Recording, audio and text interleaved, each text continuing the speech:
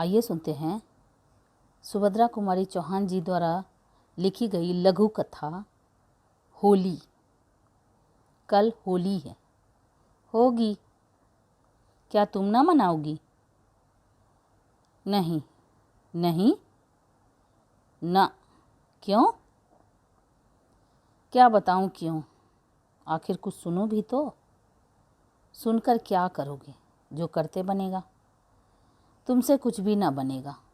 तो भी क्या कहूँ? क्या तुम नहीं जानते?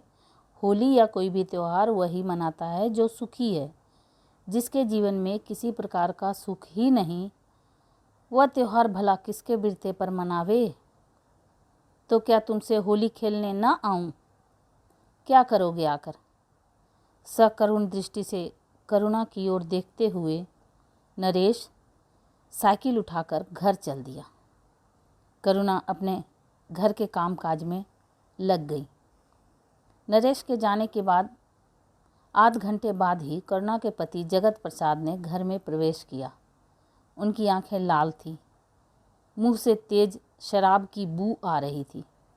जलती हुई सिगरेट को एक ओर फेंकते हुए वे कुर्सी खींचकर बैठ गए। भयभीत हिरनी की तरह पति की ओर देखते हुए करुणा ने पूछा, 2 दिन तक घर नहीं आए, क्या कुछ तबीयत खराब थी? यदि ना आया करो तो खबर तो भिजवा दिया करो, मैं प्रतीक्षा में ही बैठी रहती हूँ। उन्होंने करुणा की बातों पर कुछ भी ध्यान न दिया। जेब से रुपए निकालकर मेज पर ढेर लगाते हुए बोले, पंडितानी जी की तरह रोज ही सीख दिया करती हो कि जुआ न खेलो, शराब न पियो, यह न करो, वह न करो।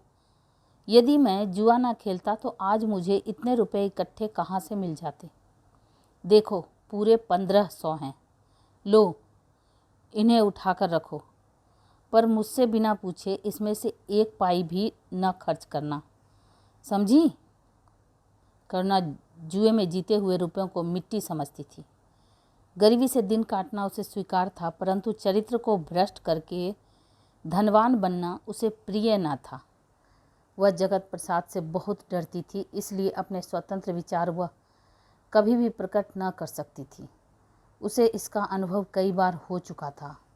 अपने स्वतंत्र विचार प्रकट करने के लिए उसे कितना अपमान, कितनी लांछना और कितना तिरस्कार सहना पड़ा था। यही कारण था कि आज भी वह अपने विचारों को अंदर ही अंदर दबाकर दबी हुई जवान से बोली, रुपया उठाकर तुम ही रख दो ना, मेरे हाथ तो आटे में भिड़े हैं। करुणा की इस इनकारी से जगत प्रसाद को क्रोध से तिलमिला उठे और कड़ी आवाज़ से पूछा, क्या कहा?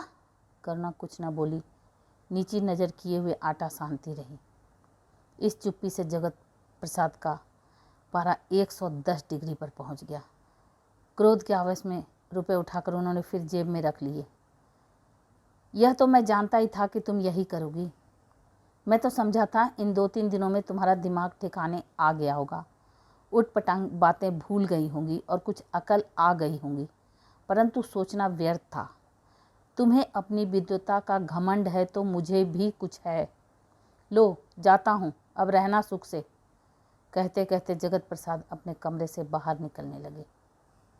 पीछे से दौड़कर करुणा ने उनके कोट का सिरा पकड़ लिया और विनीत स्वर में बोली, रोटी तो खा लो, मैं रुपए रखे लेती हूँ, क्यों नाराज होते हो? एक जोर के झटके के साथ कोट को छुड़ाकर जगत प्रसाद सीधे चल दिए। झटका लगने से करुणा पत्थर पर गिर पड़ी और सिर फट गया। खून की धारा बह चली और सारी जैकेट लाल हो गई। संध्या का समय था।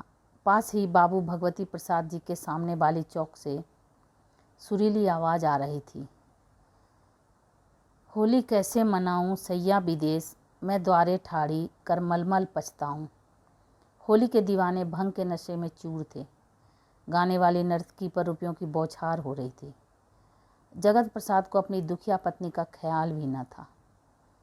रुपया बरसाने वालों में उन्हीं का सबसे पहला नंबर था।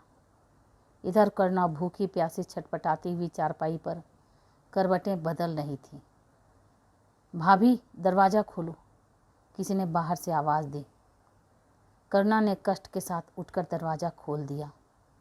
देखा तो सामने रंग की पिचकारी लिए हुए नरेश खड़ा था। हाथ से पिचकारी छूटकर गिर पड़ी। उसने साश्चर्य पूछा, भाभी यह क्या? करुणा की आंखें छलछला आई। उसने रुधे हुए कंठ से कहा, यही तो मेरी होली है भैया। तो ये आप सुन रहे थे सुभद्रा कुमारी चौहान जी की कहानी होली, रेणु की आवाज़ में।